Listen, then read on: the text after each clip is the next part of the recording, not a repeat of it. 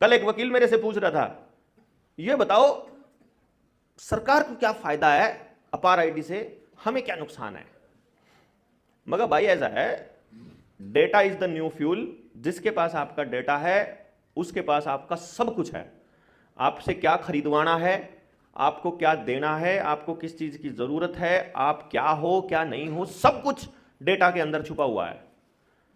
तो उनके पास डेटा तो आपका आधार कार्ड के जरिए या दूसरी फैमिली आईडी के जरिए भी है, तो अपार आईडी ही क्यों।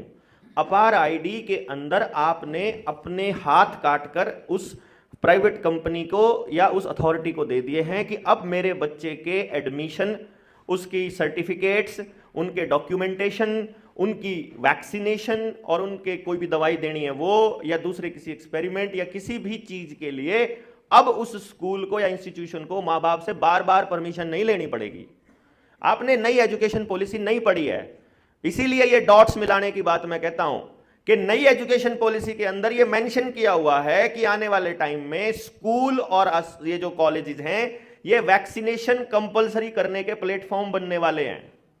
उसमें लिखा हुआ है प्रत्येक बच्चे को जबरदस्ती आप मतलब 100% वैक्सीनेशन देना ही देना है उनको।